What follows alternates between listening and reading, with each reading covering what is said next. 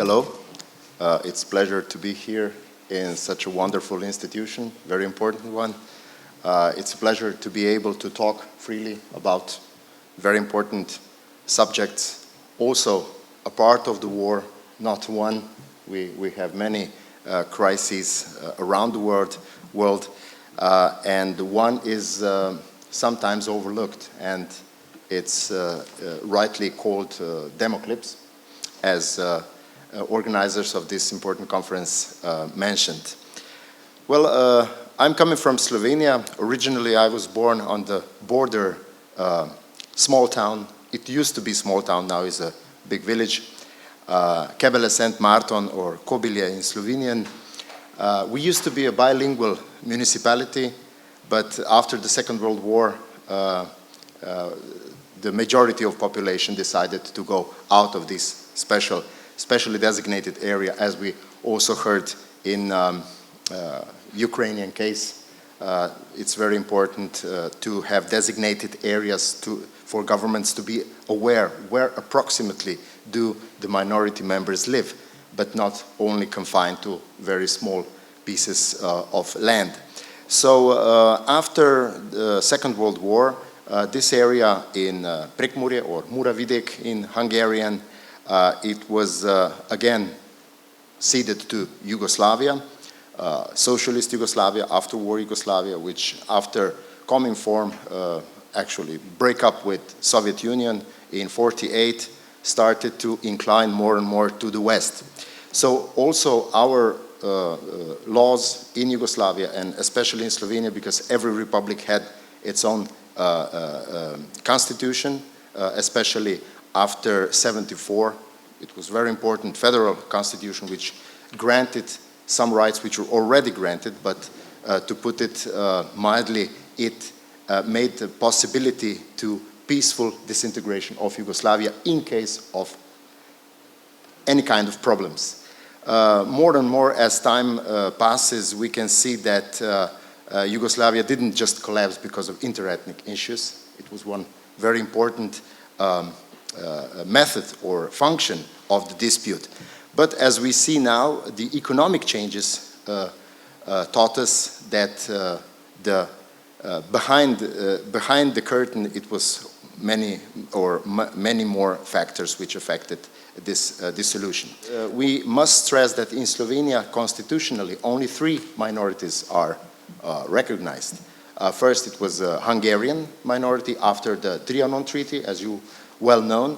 It's a tiny portion of Hungarian population in former Yugoslavia, but it's very important because it made possible the studying of very in-depth in relatively small area, and we could really screen the whole population, and we are doing this systematically for 50 years.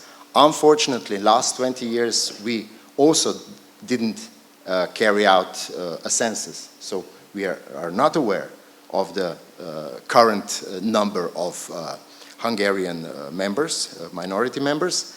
Okay, we have some other statistics like eligible voters for local councils, minority councils in municipalities. But as you know, it's very important to stress that not everyone in the world live from birth to death in the same settlement. So many Hungarians left their homeland in Muravidek, in Prekmurje. So actually the number of voters in these lists are just a minor portion of the real Hungarian minority. It used to be about 15,000 Hungarians in this northeastern part of Slovenia, across the Mura River to the north side, so on the left bank of Mura River. And nowadays we count, or we assess this number at 6,000 to 7,000. Fortunately, there are some good assessment made on the fieldwork that Hungarian speakers are about 7,000 to 8,000. So actually the capability of speaking is preserved very much. Not of course in my home village, because we were not then the part of so-called bilingual area. So my grandparents were the last to learn Hungarian in schools besides Slovenia. Okay, I will start with the situation of Italians in far west of Slovenia, if we can say, for such a small country. But you can see here, this area is on the littoral. You can see with the blue line, you can see Italian border, maritime border, and the border with Croatia. So you can see that in 47 kilometers of littoral area near the coastline, so the coastline is about 47 kilometers, we have these settlements designated to be as so-called nationally mixed areas. And this is very important because it was a kind of innovation. It was the only case, actually, or the first case throughout Yugoslavia, that certain settlements gained the status of bilingual quality. So that means signs of bilingual signs for name of the settlements, then possibility to use Italian language in any kind of procedures in front of administration and so on, but as well the possibility to enroll Italian children into Italian schools. Similar situation was already 20 years ago. This situation developed after 1954, so after the London Memorandum between Yugoslavia and Slovenia. And in Hungary, in the Hungarian minority in northeastern part of Slovenia, these provisions already were in power after Trianon Treaty in 1920. With 4 years afterwards, also some other settlements were changed when the final frontier, the final border, final boundary line was made. So actually at that time we had, and also after the Second World War, we had only Hungarian schools for Hungarian minority. So it was possible from the area of bilingualism to also for Slovenian or Croatian or Roma or German or Jewish people, because Prekmurje area is very multi-ethnic and multicultural. For everyone from the certain area where certain school had its own this arrondissement, it was possible to enroll their children. But after the Second World War, this was the beginning of the process of de-agrarization and urbanization and moving from the rural parts to centrals like Murasombat, Murska Sobota, also partly Lendava, but Lendava is also now losing population, and then to Maribor or to Ljubljana or to Littoral, also this part with Koper, Piran, Izola, and towns on the coastline. So actually in the 60s, because of this huge industrialization wave, which was pioneered by Slovenia in Yugoslavian period, many Hungarians decided to enroll their children into Slovenian schools. And the Hungarian schools started to be endangered. And then the brilliant solution was to introduce bilingual schools, which was only introduced in Prekmurje area, so in northeastern part where Hungarians live, not in western part where Italians live. So Italians have Italian schools in Littoral, but lacking children, lacking pupils, and they're enrolling more and more migrant population, especially Albanians, Bosniaks. Very interesting, very interesting. So the new production of Italians has already started. In Prekmurje area, we managed to keep some population there and prevent further emigration, because it was really huge emigration rates. Our place lost from 1,300 people fell to about 500,000. 500. So it's less than 50% of population, pre-war population nowadays present in Kebele Szent Márton, for example. So I would just like to stress the importance how minorities change. If we limit the minorities in the so-called nationally mixed areas, it was a good solution for 60s in times of industrialization to prevent over depopulation and so on, and to prevent de-ruralization. But at the same time, minority members who left this area stopped being eligible to be minority members. So, for example, in Italian case, you have some percentages. I don't have time to go all of it, to go through all of them. But nowadays, about 30% of Italian population only lives in this special area where complete bilingualism is in effect. So only 1/3. If we proceed to Prekmurje area or Muravidek, you can see with the green color Lendava area and Murska Sobota area, Murra Sombat. This is northern part, and my home village is right in between, which is not any longer a part of this so-called nationally mixed area.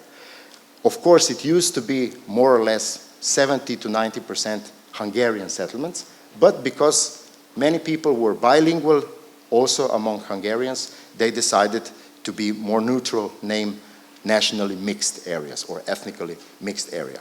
But if we take a look at this small table, we can see striking difference between hilly side, this northern part is more hilly, and the flatlands of the southern Prekmurje, the easternmost part near Mura. You can see, for example, that actually many more people migrated into Lendava direction, also Hungarians, and the number of Hungarians from the 60s to 91 rose significantly. But what happened next? All data showed that, for example, in Murasombat area, we have problems with lowering the number of Hungarians. But actually, the share of Hungarians remained the same or even rose, because the rural areas near the border were not that attractive to immigration of non-Hungarians into the area. So we have now developing a special, well now, in last couple of decades, about 30, 40 years ago, the new process of fifth speech of the Prekmurjan dialects emerged in Lendava area. So it's really interesting, like standard Slovenia with standard Slovenian words, but pronounced like they would from this area. So it's a linguistically very interesting situation. So it's something really, really new. As far as the Lendava area is concerned, this is the town. Also in the small country, in the small town like Lendava, it has, at its peak, it has 5,000 people. Now it has about 3,000. Many Hungarians resettled in the so-called suburbanization. So in the villages in the vicinity of town. But within these villages, they stopped proclaimed themselves as being Hungarian, although they didn't stop speaking Hungarian. And if you go for a store or to petrol station or everywhere, all people speak bilingual there. You cannot get the employment without knowing Hungarian language, because more or less Croatian or Slovenia is mutually understandable, but except, of course, Roma, which are really much more neglected, but still much more developed in this part, former Hungarian part of Slovenia, than in former Austrian parts in Slovenia. Roma population in southeastern part of Slovenia is much more in a much more neglected situation. Okay, this is again summarizing about the situation of migration. You can see here at the last row that only 57% compared to 30% of Italians, only 57% live in this rural area from its birth, from their birth. So the population actually is much more stagnant. It's not that emigrative. And this sedentary population is actually the strongest carrier of Hungarian ethnic affiliation, contrary to our expectation in years. We have different projections. So now about vitality. What's the problem with our censuses? It's methodological, huge issue. Nowadays, people tend to define themselves differently, and they tend to not be very keen to share such personal feelings about ethnicity, which are also very objective. And they are not declaring themselves as minority members, but tend to choose majority affiliation, or they are refusing to answer. And we have very politicized census in 2002, and because of this politicization and huge proportion of people who didn't want to declare themselves, people wrongly described this data as the fall, the drop in minority membership. But it's not that way. When we are doing our inquiries on the fieldwork, we can see that actually the share is very similar to those in 90s or even in 70s. Not in 60s because of this urbanization and movement from the village to the city. So if we analyze at the age structure, which is very, very important, not only the gross number, but the structure of population, we can see that in Italians, only 33% we have this so-called ethnic vitality. So the propensity to declare as Italian is 1/3 lower than at parents. And with Hungarians, we have 40% lower propensity. It's even more complicated, because when Hungarian minority members have children, if they have daughters, they declare them as Hungarians, but sons, they declare them as Slovenes. It's very interesting. And it's a difference about 80%. So it's 180 index of boys and 100 the girls, given that approximately 105 boys per 100 girls are born. So it's a huge difference, almost doubling. And it's different in Italian minority, maybe because of also the surnames. If they have boys, they declare themselves as Italians. If they have girls, less propensity is to declare them as Italian. With Roma, of course, we had in last 60 years 15 times increase, because long time ago it was so-called Cigány or other denominations for this group, and logically the number rose. But actually, looking at the fertility levels, Roma fertility in Slovenia have 2.5 children per woman in childbearing age, so they are not that progressive as elsewhere. Comparing to Croats, it's also interesting situation, because we have a lot of traditionally settled Croats in Istria to Prekmurje, to Muravidek, and also in the boundary or border areas. And we have also a high proportion of those who settled to Slovenia during the Yugoslavia period. So that's why we have in ethnic affiliations about 15% rise. But otherwise, traditional part of Croat minority is also falling. So this is just a small analysis to show you how age structure changed from 60s into the 2000s. You can see the gray areas and how the propensity to declare for parents to declare for their children. As you can see in the younger age, they don't declare them as minority members. But when they get older, they declare themselves again as minority members.